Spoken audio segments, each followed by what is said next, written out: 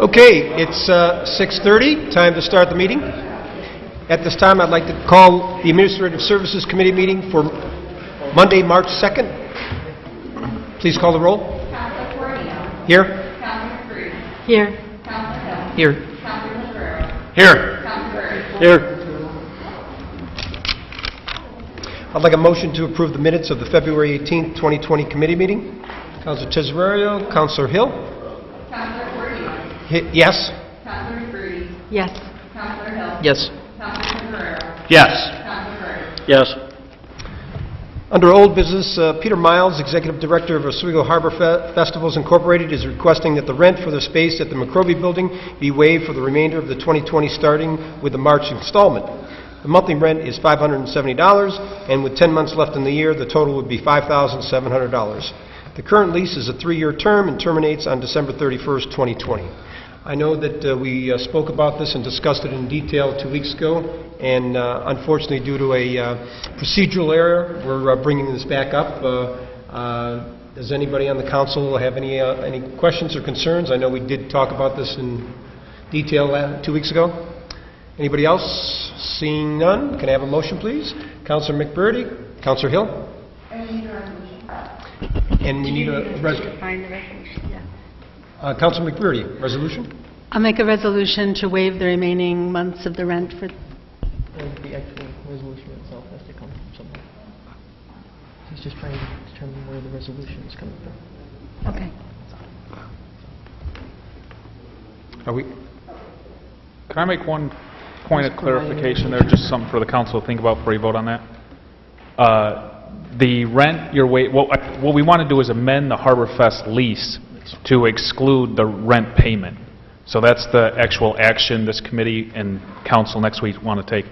The one clarification that I'd like council to consider, though, is we've made the point that no other tenant in the McRobey Building pays rent.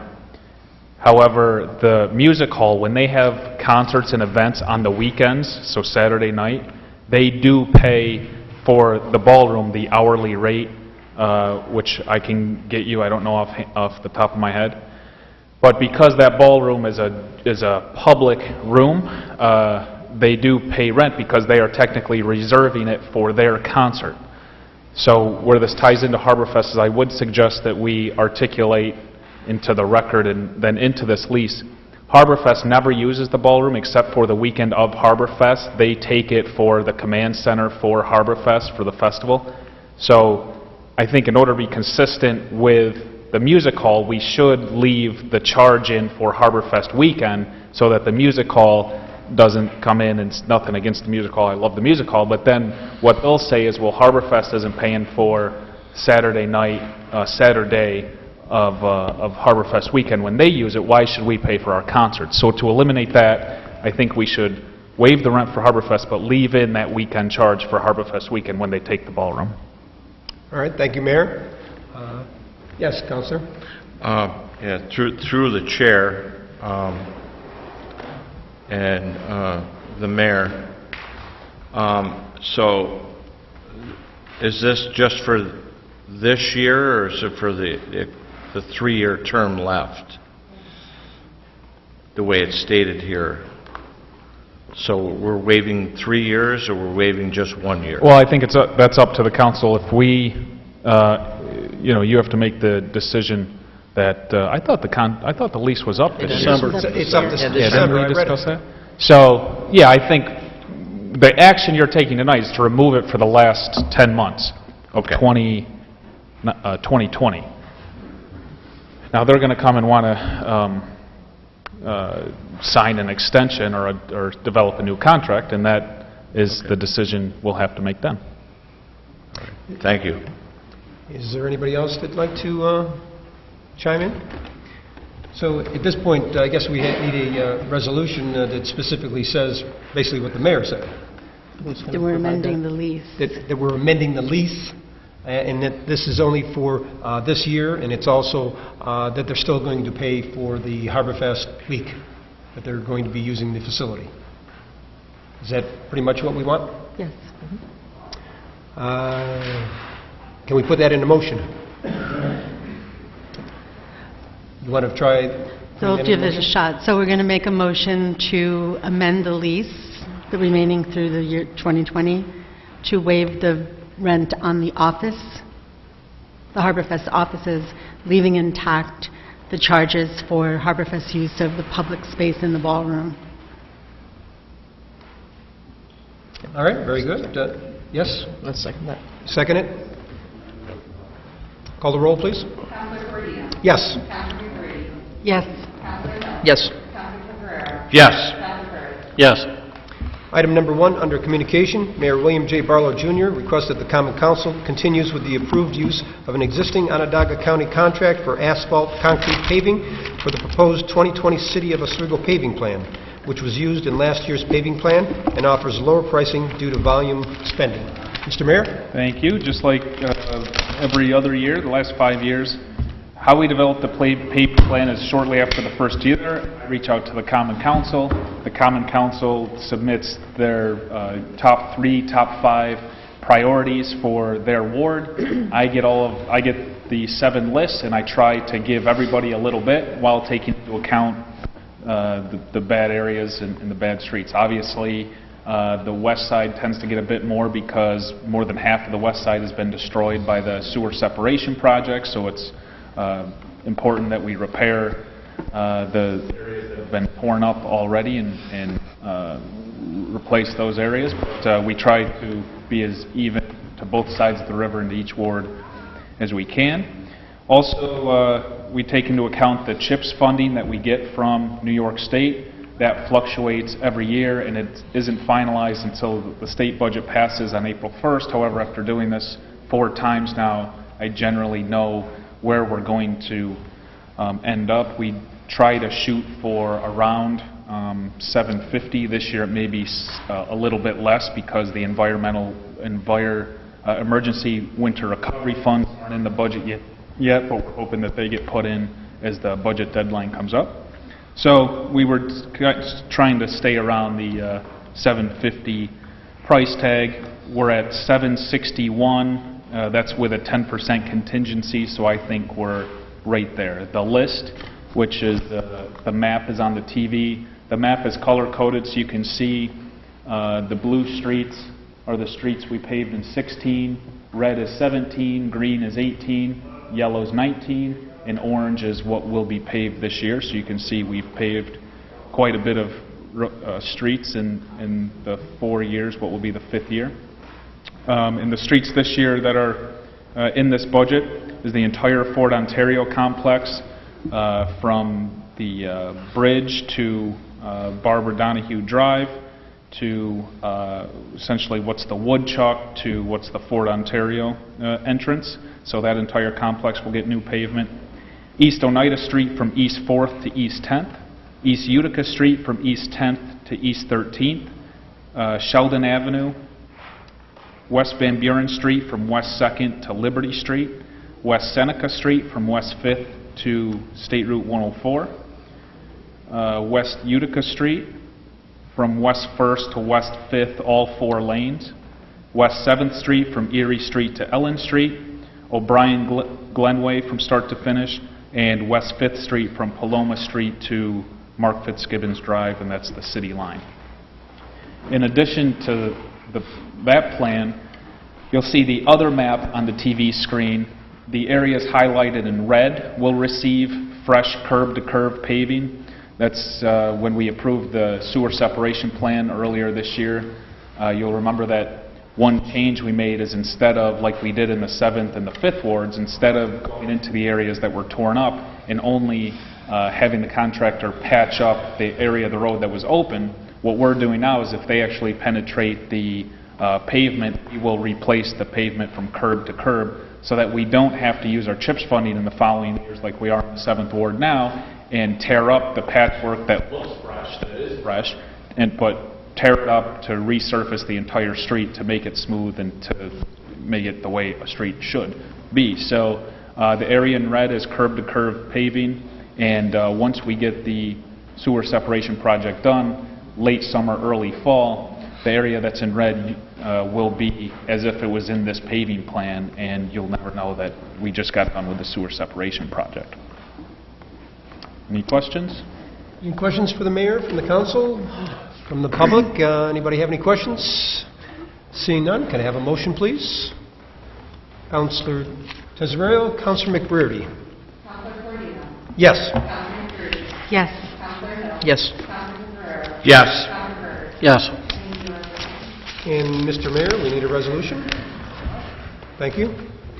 Item number 2, the City Engineering Department requests that the mayor be authorized to sign Amendment Number 10 with GHD Consulting Engineers, LLC, in the amount of $17,000 for the required consent decree quarterly reporting to continue from April 28, 2020 to January 28, 2021. Good evening, councilors. Good evening. Good evening. Been a while. This is really a continuation of kind of business as usual with GHD. Under the consent decree, they've been doing our quarterly reports for us.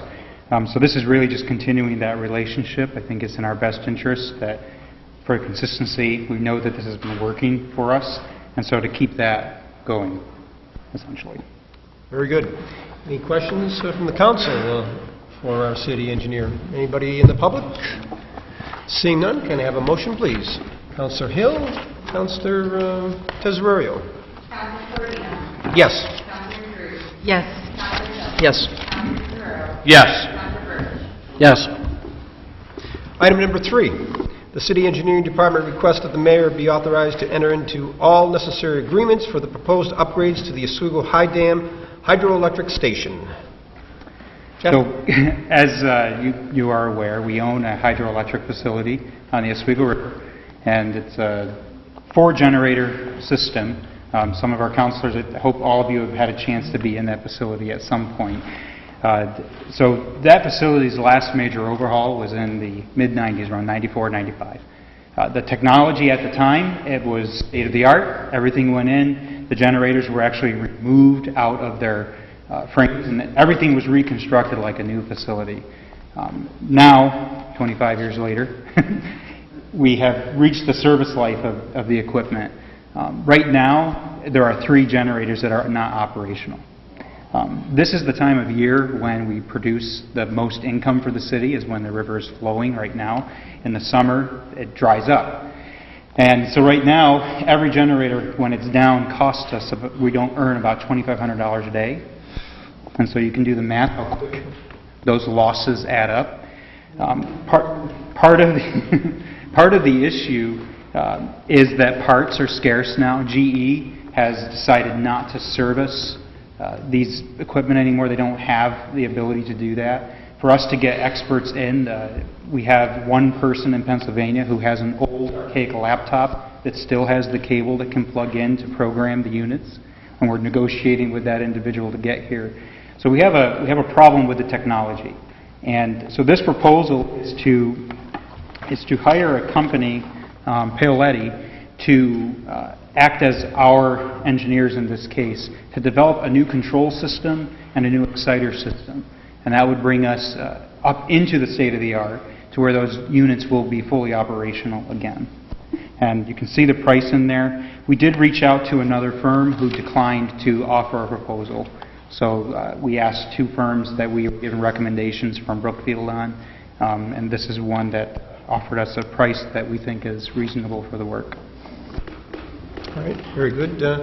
Councilor Tesorio? So we lost another unit because we were up there a few weeks ago and we Yeah. had 2 out of the 4 running. Yep, now units 1, 2, and 3 are out. They're out. Okay. And it appears to be a control issue. It's something in the brain of the operation. The units themselves are in order, so it's something in the exciters and control side. So this outfit that you're bringing in, hopefully is going to give us a proposal, correct? Yep, we have a proposal of what their work will be. Right. We have an estimate of what they, I saw that. what they think that the actual project will cost as well, which is around $2 million. Okay. And now, is that something we can bond for? That's not his question. It's the city chamberlain's question, I believe. We'll have to bond for that money? Okay. I'm sorry. The estimate is $2 million. as we get closer, we can, once they develop the proposal, it'll come with an engineer's estimate that we'll be able to plan on. Thank you. Just one quick question. I know it's still early since they haven't really got into it, but I mean, how long of a duration will they be down for this project if it goes forward? I mean, I hate to see these down for years. Well, right now we have the gentleman that I spoke of. We're trying to schedule with him to come in now. So hopefully within a month or so he'll be in to fix and try to get them operational. We've been working with Brookfield to swap out boards and parts, and one of the issues is that some of the pieces have to be programmed to match each generator so that the brain, the controller, knows which generator is talking. And so that's something we don't have the ability to do that. Brookfield has done some of it, but there are other parts that they lack the capability for this old equipment. And so that's what we're trying to resolve. When he comes in, he'll be able to diagnose some of our other equipment as well, and hopefully get them online here soon. Councilor Tesorerio. So we'll be able to capture maybe some of the spring runoff. That's the hope, is that, and we were just on the phone with them today, so. All right. Thank you. Thank you. See, there's a question in the back of the room, maybe for our city engineer. It's an unqualified question. Okay. Okay? Does FERC and the DEC help you out at all, that dam? Because this goes back a ways in my area. Okay? Back when they first going at that dam up there in 1992 or 3 or 4 or 5, you asked John Sullivan and Terry Hamilton. FERC was all over us. Okay? And the DEC was all over us. Look, can we get all the information on them with the people that are qualified to work on that place? My friend? Well, They're terrible. They're doing their job all the time. we have a good working relationship with the FERC. The DEC really defers to them on a lot of issues. And as far as finding qualified individuals, part of it is the limit of the technology itself. GE itself does not support these. GE is not doing anything right now. Right. And so that's been the challenge, is GE's division that manufactured these, they don't. And so we're finding either remanufactured or mothballed parts. And that's just getting more and more difficult. It takes longer and it's more costly.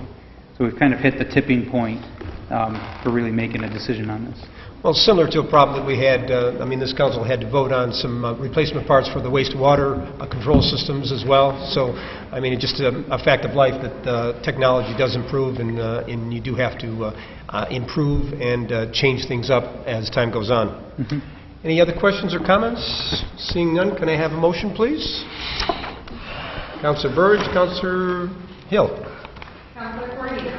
Yes. Councilor McCready. Yes. Councilor Yes. Councilor Ferrero. Yes. Councilor Burge. Yes. Item number 4, the City Engineering Department requests approval for the creation of a miscellaneous work account not to exceed the value of $350,000 to allow for the payment of the unanticipated cost for the East Side Wastewater Treatment Plant Asset Management Plan Improvements, EFC Project Number C7-6344-21-00. Jeff? So when this project was created, bid, and awarded, there was no miscellaneous work account, no contingency fund was created to cover the project. And that's not typical for our practice. Usually with projects we put in a contingency fund to allow us to expeditiously keep work moving to avoid delay claims. When you put projects with completion dates in them, if you drive the contract by those dates and you get a mistake or something you weren't anticipating and it stops work, it kind of makes it hard to enforce those hard deadlines, and any sort of damages that could be assessed are really thrown out. And so the intention of creating those contingency accounts are, when you open something up, a lot of times you uncover things that you didn't know were there. We do a lot of non-destructive scoping where you're trying to assess what's there. Now in a project of this size, we have plumbing, we have HVAC. We've already run into situations where there's potential for change orders. Some of it is just trying to figure out how to move something so we don't have to move it multiple times because it seems to be in the way. Other times, it's a matter of that there was just material they weren't anticipating. For instance, we do have a small contingency fund for asbestos abatement, and I'm going to be coming back soon to ask us to do a $0 change order on that because we did create an allowance because there were additional hazardous materials uncovered. And so this is not money that we are committing to spend right now. They have not come forward with $350,000 in changes. This is asking for, it's roughly 5% of the job to be set aside so that we'll still have to come back to the council. There'll be $0 change orders, but it'll be up to this amount if we run into things. All right, very good. Councilor Tesorario has a question. I mean, we just awarded almost $1 million to a contractor for this work. So can you explain to me or this council what do we miss that we need another 350? This is more for the things that are unanticipated. For instance, as an example, last year in the roofing project down at the water treatment plant, they opened the roof up and there was more rot that was anticipated around a drain. So the question is, do we leave the roof open or do we fix it? And I so, understand. so this was upwards of an $8 million contract altogether with 4 different trades. So we actually have 4 different contracts going on. And most of it should be fairly predictable because it's electrical systems, SCADA systems. Those things I'm not anticipating big changes on. But there are times where you go to run a duct and on paper it looks great. And then you get there and, oh, we've already hit an issue with doors where when they laid out the doors, somebody didn't take into account the size door they picked and there was a steel beam that's kind of, that's not quite right. Now there is no cost difference there because they just order a different door. But there are times where you run into things and we'd like to be able to deal with them quickly. Certainly if the council you can set that value. This is a recommendation from my office as a typical value, but... No, I'm not saying that I get it because I've been there. Yeah. I've been in the business. I know what you're talking about. It's just we have to be, cost effective as we can be, especially with people that are going to call and ask, we allotted all this money and now we're asking for another 350. We haven't even started. They're working. Thus far, we haven't had anything other than the Saying? asbestos. So that's all the question was desired Understood. to be. Okay. Understood. Thank you, Jeff. All right, thank you, Councilor. Any other councilors with questions for our city engineer? Anybody in the public? Seeing none, can I have a motion, please? Councilor Hill, Councilor Burridge. Councilor Corino. Yes. Councilor Rudy. Yes. Councilor Hill. Yes. Councilor Tesorario. Yes. Councilor Burr. Yes. Item number 5. Looks like the city engineering department's been busy here. I love bills. The City Engineering Department requests that the Common Council approves the bid submitted by GHD Consulting Engineers, LLC, in the amount of $377,200 for the McCaffrey Water Treatment Plant Improvements Project. City Engineer? So last July, we hired GHD to put together an assessment of our water treatment plant, come up with recommendations of how to improve it, to bring it more into line with current standards. What are improvements that will make us more compliant? And this was in anticipation and it's part of an application to get grant money to do this. We have received that grant money, and so now this is the next step in the process of us hiring a firm in order to put that package together to use that grant money. We did solicit 3 bids. We asked Jacobs, who is doing the work over on the east side wastewater treatment plant. We asked GHD, and we asked Brown & Caldwell, who is doing work on the west side wastewater treatment plant. They're familiar with the city. They have all touched our systems in some way. GHD came in at the low bid. Jacobs bid $545,000. GHD was $377,200, which is what you see reflected in the resolution. And Brown & Caldwell's bid was $400,000. Being GHD put together the report, they're familiar with that plant from having to do that assessment, and they're the low bid. It felt like a logical choice to go ahead and retain them to put together a project for us. All right, very good. Any questions from the council on this one? From the public? Seeing none? None back there? No, what are you gonna do? You're handcuffed, right? Thank you. Can I have a motion, please? Yeah. Councilor McBrearty, Councilor Tesorario. Counselor Cornelius. Yes. Counselor McCready. Yes. Counselor Hill. Yes. Counselor Ferrero. Yes. Counselor Bergen. Yes. Item number 6, the Office of Economic and Community Development has received a proposal from Environmental Design and Research, DPD, EDR, for services related to the civil and structural engineering and landscape architectural services for the Wrights Landing Pavilion Replacement Project. Mr. Mayor? Thank you. This relates to a 2018 CFA grant that we won. The grant was for $934,000. The total project cost is $1.245 million. It's the Wrights Landing 2018 grant, and just to go over that, the grant helps fund the Boater Access Service Building. That's the building that we will have installed later this month or early next month, where we'll have a lobby with kiosks. The ticket booth will be no more, and the entrance will be in this building. We'll also put in 2 ADA accessible public bathrooms. This also has the lighting project. If you go down to Wrights Landing now, you'll see we did the back and forth overhead lighting. This actually funded the seating area in the fire pits that are in Brightbeck Park. The reason they're in Brightbeck Park is because they were for the marina, but with the flooding and the high water, we got permission from the state to move it over to Brightbeck Park, so this grant helped fund that. It also will pay for the 2 restroom facilities we have down there, a total renovation and expansion.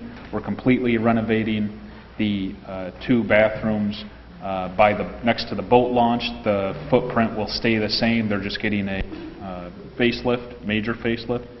The facility down at the west end of Wrights Landing Marina, again, they've actually already started on that. DPW is doing all of this work in-house. That's getting a total renovation, and we're actually building, you'll see the excavator down there now, a 2nd story that's set back, and that'll be family size, changing rooms, showers, and bathrooms. And then the last part is what we're talking about tonight with this proposal, and that's replacing the pavilion structure that's down there now. First of all the work we're doing will make the marina and the facilities down there totally ADA accessible, which you know is important to me. The pavilion will have a 2-foot, it'll be raised 2 feet to help to go with our READY program, prevent it from being flooded in the future. It'll still be ADA accessible. And what this proposal does is it hires EDR, who did the design work for Harbor Trail, and they will design, they will put together a few different designs to submit to us for approval. And then once they put together that design, they will develop the bid package. They will hand that bid package to Onondaga County, and then once the bid comes back and is awarded, they will oversee the construction management and make sure that the contractor's meeting the specs to our approval. The budget for the pavilion outside of this $40,000 is a $125,000 budget, so that's just for the structure alone. You see some of the details in your packet where some of the guidance I provided was countertops, a sink, furniture, 2 full-size gas grills. The pavilion will be more modern looking, and really what the hope is that for the tenants in the marina and for the public, Oswego residents, they will actually use this space similar to the pavilion that they use Brightbeck Park, only this pavilion will be actually near the water and in our marina, and it'll be a place where people want to reserve it, people will hang out, the boaters will come up off of their boats and want to go in this marina to have a party or to have a birthday party or to get with some of their other boaters in the marina and meet under here. So it's more of a common space that we think we can take advantage of if we do it right and replace the old deteriorating structure that's there now. The pavilion, along with all of these projects, in addition to the ready projects that are coming down, really should transform the marina in relatively short order. We're obviously hoping for this pavilion to be replaced this year. Like I said, they're already working on the restrooms. One last piece of information that's interesting is because we're able to have the DPW do a lot of this work in-house, which most municipalities don't do. They contract all of this work out. That drives up the price. What we found is our DPW is capable to still offer daily city services and take on these big projects like they did at the Dunsmore Courts, Harbor Trail, and all the other projects we've done, is it keeps the cost down so that we can get more bang for our buck from this grant money. And it allows us to make sure that the work local as possible, so when the DPW is doing it, they can actually go to a local mason, for instance, and GC the project and use the local vendors. The problem is, with grant funding, we have the MWBE requirements, which is a great program in theory, but we've run into trouble with these grant projects where either an M or a W doesn't bid the project, or we don't get enough bidders in the competitive pricing to actually award it within our budget. What we did with the entire marina grant is because DPW is doing it in-house, we're essentially taking all the DPW work, and by state law that's actually exempt from the MWBE requirement because you're not bidding it out. However, we still have to meet our threshold, so we hired EDR because they are a W, and we've solicited them to get this to bid and contract with another M or W. And that'll fulfill our entire MWBE requirements for the entire grant. That could drive up the price because we are soliciting the M or the W, and they're few and far between in upstate New York, but it's the best course of action to meet our threshold and make sure that these projects actually get done on time. Uncuff the DPW, let them go to work on everything else, and then we'll work with EDR on the pavilion. All right, thank you. One quick question. I see that according to the proposal, the schedule is that it's supposed construction, big construction, the main construction starts in August and it ends in November. Do you anticipate any problems, either you or the engineering company, with the high water to do this project? It'll be more late summer, early fall by design because that's when the water starts to drop. What we can do is while the water's high, because this area was flooded in 17 and 19, and that's why we want to raise the pavilion up 2 feet, we can actually have DPW go in and excavate even while it's flooding. They have to lay some electrical and some wire infrastructure down anyway. They can do that through the summer, and then by the time this is bidded, scheduled, they're going to schedule it for late summer, early fall, in hopes that that water will begin to recede by then and they'll be able to actually do it. All right, thank you. Any other questions from the council? From the public? Anybody? Seeing none, can I have a motion, please? Councilor Tezebrario, Councilor Hill. Councilor Cardino. Yes. Councilor McCurdy. Yes. Councilor Yes. Councilor Tezebrayo. Yes. Councilor Burr. Yes. And we need a resolution. And we need a resolution from whose office? Economic Development Office. Item number 7, Police Chief Philip D. Cady requests permission for the City of Oswego to accept a donation from Brookfield Renewable in the amount of $2,000. This donation will assist the police department to equip each patrol car with PFDs and throw bags to assist in rescue efforts. Chief Cady? Good evening, Council. We were lucky enough that Brookfield was kind enough to grant us $2,000. This will help us purchase 25-foot rope bags, which are canvas bags that have rescue rope basically stuffed inside of it, and then personal flotation devices for each patrol car. I think in light of what happened at the end of December, it's probably an important thing. A lot of the life vests we have are aging, and the rope bags will replace the rescue discs that we have right now that are just kind of at the end of their service life. So we're working with the Coast Guard to figure out what the best PFD device is for us to use, and the rope bags will work off of that once we figure out how much the PFDs are going to be. But the plan is to have 1 or 2 PFDs in each car and a rope rescue bag in each car. All right, very good. Any questions for the chief from the council? All right, seeing none, can I have a motion, please? Councilor McBurney, Councilor Tezebrario. Councilor Cardino. Yes. Councilor McCurdy. Yes. Councilor Hill. Yes. Councilor Tezebrayo. Yes. Counselor Burge. Yes. Thank you, Chief. Thank you, Chief. I believe that was the last item for this committee. Is there any unfinished or any other things to talk about? Seeing none for this committee, can I have a motion to adjourn? Counselor Hill, Counselor Burge. Counselor Corradino. Yes. Counselor McBroom. Yes. Counselor Hill. Yes. Counselor Temporero. Yes. Counselor Burge. Yes. At this time, I'd like to call the Physical Services Committee meeting for March 2nd, 2020 to order. Please call the roll. Counselor Hill. Here. Counselor Burge. Here. Counselor Walker. Here. Counselor Joseph. Here. Could I please have a motion to approve the minutes of our February 18th, 2020 committee meeting? Counselor Gozick? Counselor Walker? Counselor Hill. Yes. Counselor Burge. Yes. Counselor Walker. Yes. Counselor Joseph. Yes. Is there any old business to come before this committee? Seeing none, we'll move on to new business under communication. Item number 1, the Community Development Office has received a request from David Thompson for road closures, a waiver of the noise ordinance, and use of the bandstand from the Michelle Wink Memorial to be held on Saturday, June 13th, 2020, between 12 p.m. and 8 p.m. at Gibby's Irish Pub. This is a recurring event. Does anyone from the council have any questions? We do have Mr. Emmons from Community Development here. Okay, any questions? Okay, could I have a motion, please? Counselor Walker, Counselor Gozick. Counselor Hill. Yes. Counselor Burge. Yes. Counselor Walker. Yes. Counselor Joseph. Yes. Is there any other business to come before this committee? Seeing none, I'll take a motion to adjourn. Counselor Burge, Counselor Gozick. Counselor Hill. Yes. Counselor Burge. Yes. Counselor Walker. Yes. Counselor Joseph. Yes.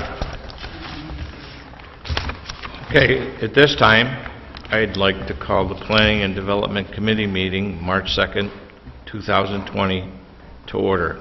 Roll call, please. Counselor Temporero. Here. Counselor Corradino. Here. Counselor McBroom. Here. Can I get a motion to approve the minutes of the December 2nd, 2019 committee meeting? Councilor Cordino, Councilor McBurdy. Counselor Temporero. Yes. Counselor Corradino. Yes. Counselor McBroom. Yes. Is there any old business that needs to come before this committee? I see none, so we'll go to communication. Number 1, Tractor Supply Company and Country Max are requesting permission to sell baby chicks and ducklings in quantities of no less than 6 to a single purchaser for the year 2020. I think this is a reoccurring event, but can I get a motion to approve? Oh, I'm sorry. I just wanted to say, Council, this is a reoccurring event, same as last year. Yeah. I did speak with the animal control officer, and she does support this. She does approve? Thank you very much. Get a motion to approve? Councilor McBurdy, Councilor Cordino. Counselor Temporero. Yes. Counselor Corradino. Yes. Counselor McBroom. Yes. Item number 2, Thomas Kells, Commissioner of the Department of Public Works and Parks and Recreation, has received a request from Laura Brazak for waivers of the noise ordinance and the open container ordinance for an event to be held at Breitbeck Park Pavilion on August 22nd, 2020, from 4 to 7 p.m.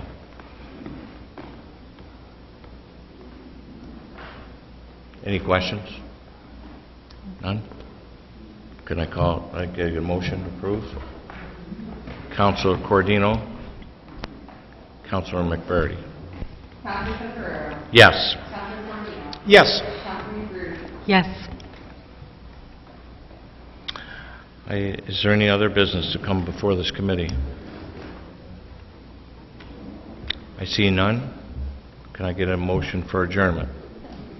Councilor McBurdy, Councilor Cordino. Counselor Temporero. Yes. Counselor Corradino. Yes. Counselor McBroom. Yes. We're adjourned.